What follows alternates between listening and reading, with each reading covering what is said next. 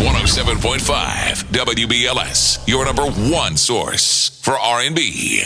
Jordan Calloway is the dude. Alexandra Shipp and, of course, LaToya Luckett, who are 3 stars in this wonderful, multi-talented cast of characters. And it's nice to know that, Alexandra, you have a gentleman who is like really so gifted as your dad. I'm talking about Mario Van Peebles is playing her dad in this. How wonderful was it to work with Mario. him? Yeah. He was great. He was great. Whatever you think, times it by 1,000,000. He was funny. He was grounded. He was all encompassing. You know, there's something about the way that he walks into a room.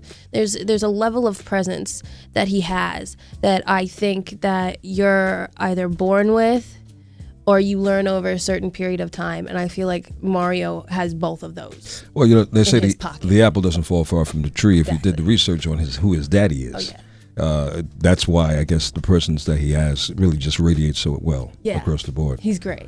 Jordan, you come from a very distinguished background, man, and you played Simba in The Lion King, and I know that's going back a way long time.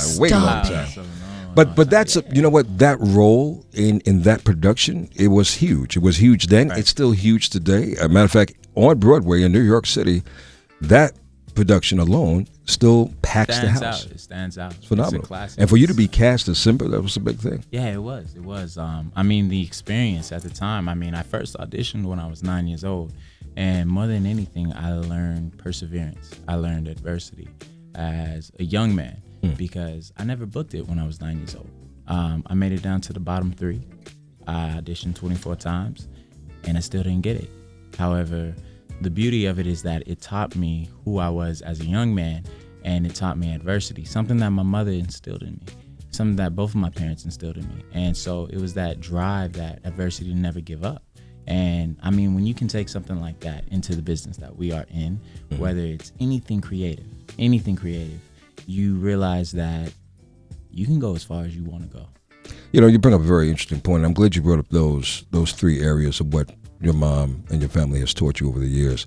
And in doing this film, you know, the focus of this film is, again, back in Atlanta, you know. And if you guys had saw the original production of Drumline that came out 12 years ago, it was about historical black college life. So 2 quick questions for each of you. Have any of you attended historical black college? First thing. But more importantly, on this particular film, this film addresses ego. It addresses determination. It addresses a lot of life lessons. So what lesson do you take away from this production, this new production, Drumline, The Next Beat, with you? We'll start with you, Jordan. Well, to answer your first question, no. I have a number of friends who went to HBCUs. My best friend, he studied medicine in Mississippi, Jackson State, Mississippi. One of my other friends, she's studying medicine as well over at Penn now, but she was over at Spelman. Oh.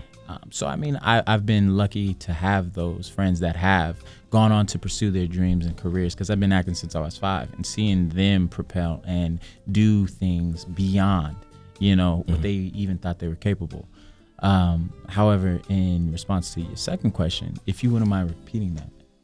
The second question is, what did you take away from this film? For me, it was identity. I mean, as a college graduate, I learned a lot of identity in myself.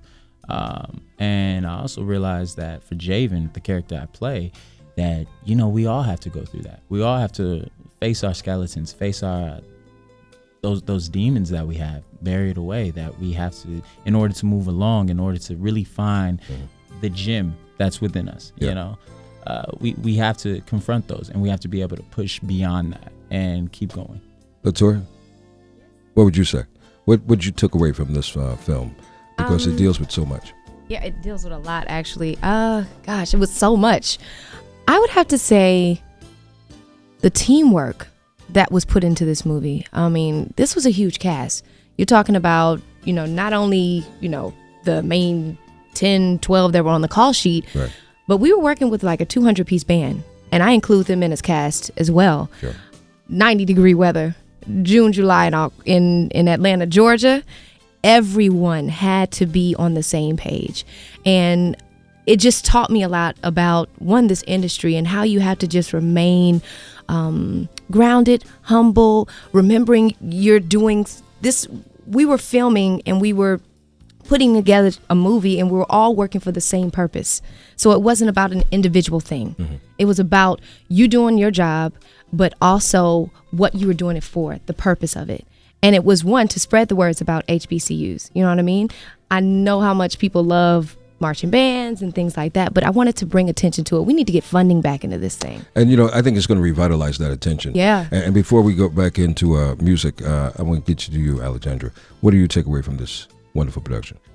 Well, for me, I was raised by a single mother, and in our household, men were the minority, and my mom was a very hard worker. So for me, what I learned from this movie is something that was instilled in me, and since I was a young girl, was that women can do anything, and we can be anything.